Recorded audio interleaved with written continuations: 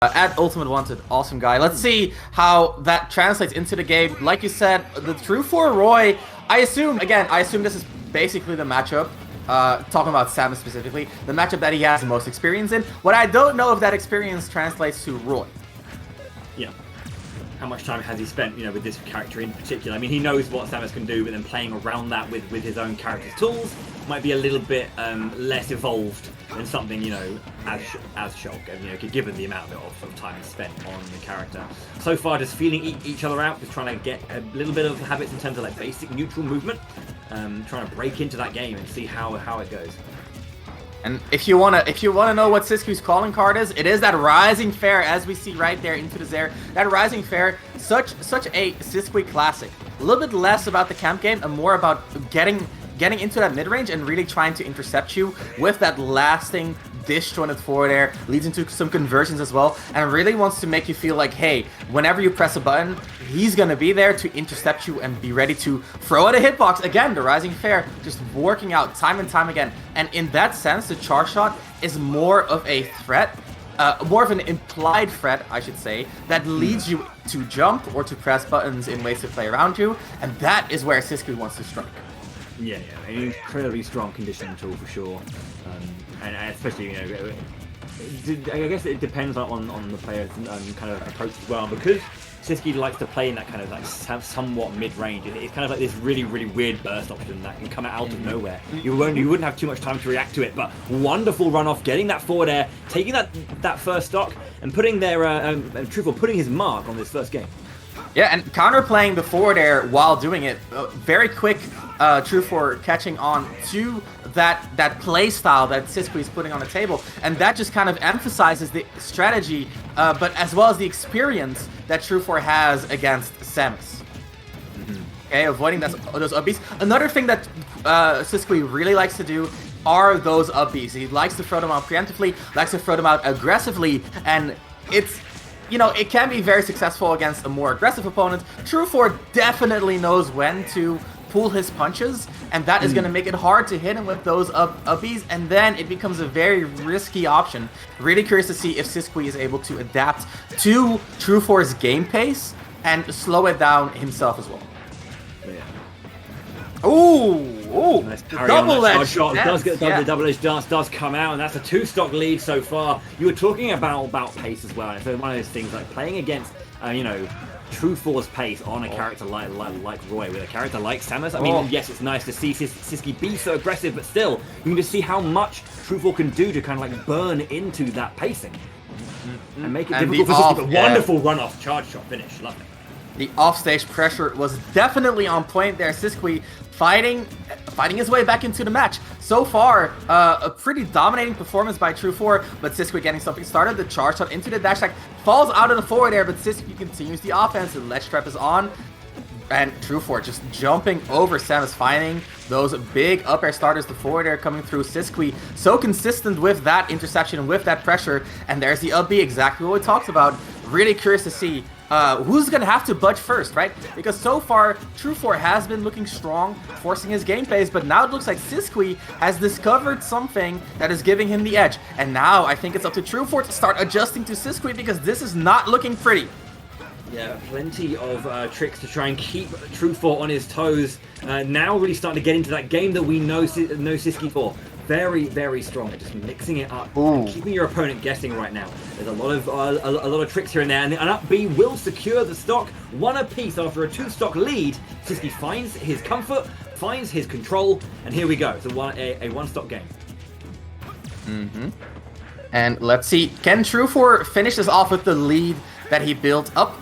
Or is the Cisque's turnaround? So far, it's looking like Cisque got Tru4 in a good situation to roll behind. Cisque barely missed spacing, but the grab, using it more as a disjoint rather than an actual grab to beat shields with. And again, those grabs just keep landing. Cisque using that aggression, using that interception-heavy playstyle to limit his opponent's options, which makes it easier to read what the resulting options are. So far, it's not looking too pretty for Tru4.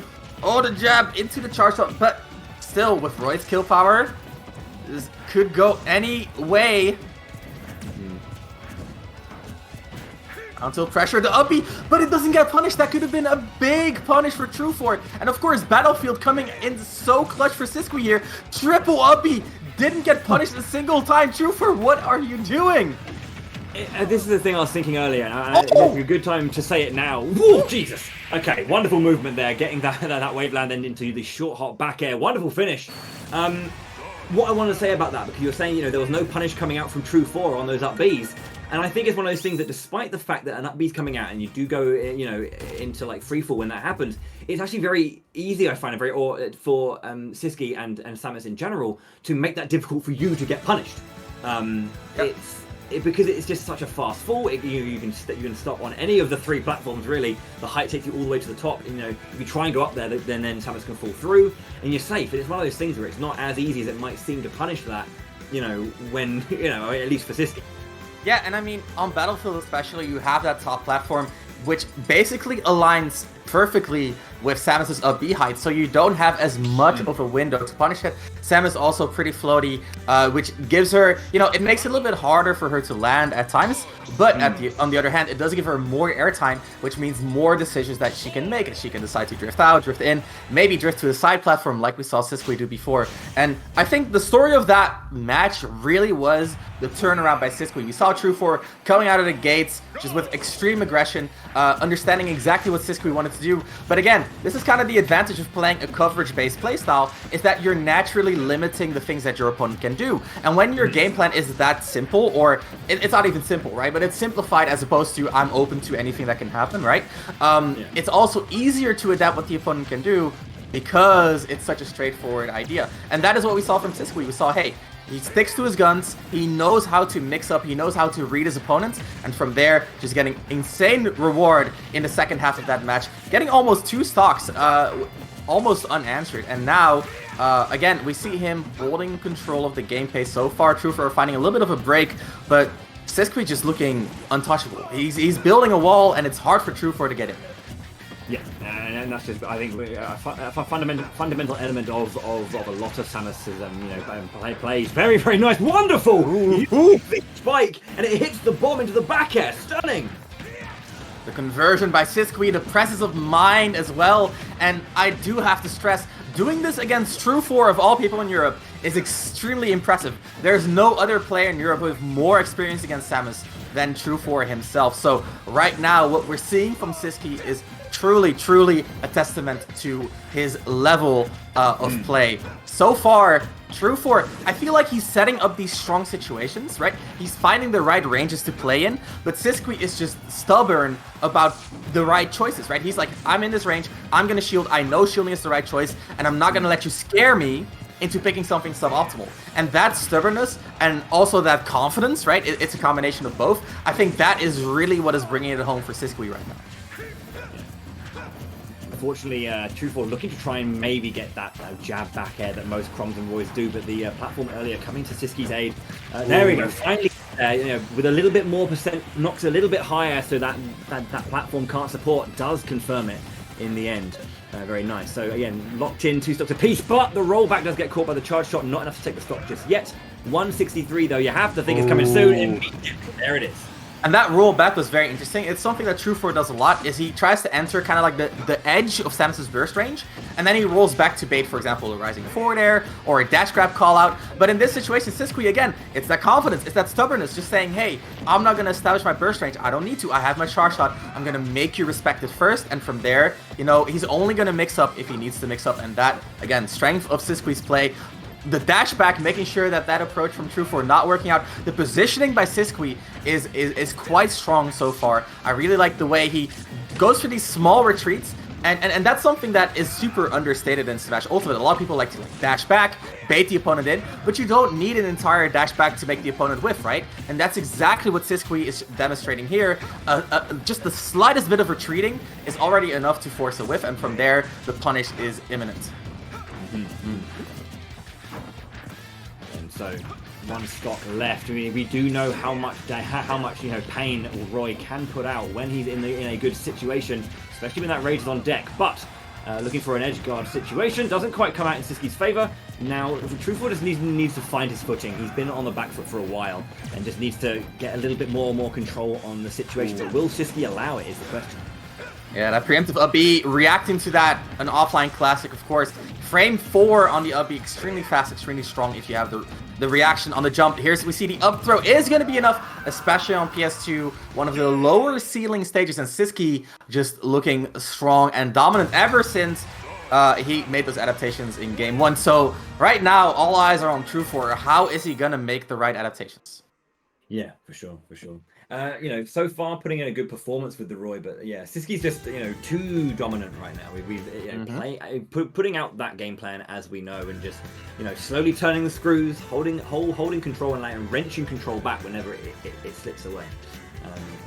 That's kind of why he's been so strong. I think what Tru4 needs to do is he needs to outpatience Cisque.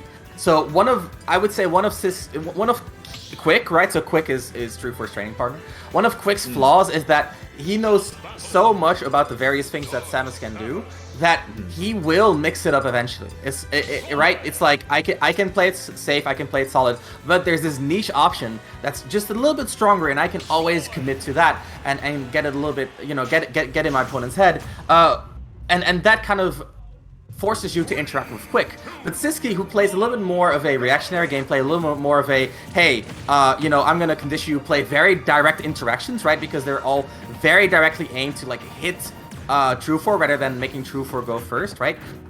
In those situations, the best thing you can do often is play a little bit more patience than your opponent. So say, hey, you're going to get your charge shot, I will wait for it. I will wait for 20 charge shots, and when you forward air, that is when I will punish you. And I really want to see that from Tru4, because right now we can see him going for those interactions when that is exactly what Sisqui wants, right? Oftentimes, the thing that you want to do is the opposite of what your opponent wants you to do, which makes a lot of sense, but putting that into practice can be a lot harder, a lot harder than just talking about it, of course. So see the ledge trap opening coming out from Cisque, just controlling as much space as possible, making it difficult for Tru4 to even get into the fight, let alone do any damage. But there's an early stock with less than a minute down. 36% is on Cisque as that first stock goes down. Strong work. Okay, here we go. What can Tru4 really get going at this point? And again, bomb drop, steps behind it, charge shot available. So opening that space and controlling it. You can't really get to me because of this bomb, and I'm just going to use that opportunity to charge my most conditioning tool that I have. And yeah, we constantly see Tru4 entering these mid-range scenarios with a lot of dash shield, actually. And I totally understand it, because Samus's grab, obviously, pretty poor risk reward. If it does miss, she's going to get forward smash at the very least. So in that sense, I totally understand dash shield approaches. But if you go for those, you actually need to, you need to mix it up when your opponent starts grabbing, or when your opponent stops grabbing. And Cisque, again, if we look at these direct interactions, these moments in which Cisque wants to just interact and play the RPS, play the mix-up game with Tru4, Cisque just seems to be one step ahead in those situations. And again, that's why I think Tru4 really should focus on baiting out those direct RPS situations, baiting out those direct mix-ups, because as you can see, Cisque is in his head, even when the mix-up is to roll behind. Oh my lord, that is actually, sit down. Sit down. Into the blast zone, a 3-stock finish by Cisque, putting on a humongous statement from the get-go, saying this pool is not over yet. Because let's be real, if you look at Tru4, if you look at Tariq, and even looking at the Super Striker, right, all of those are looking at performances in the quarantine. Favorites to win. Cisque, of course, an extremely strong player, and showing, hey, a 3-stock on Tru4. That's just immense power, and I really want to see how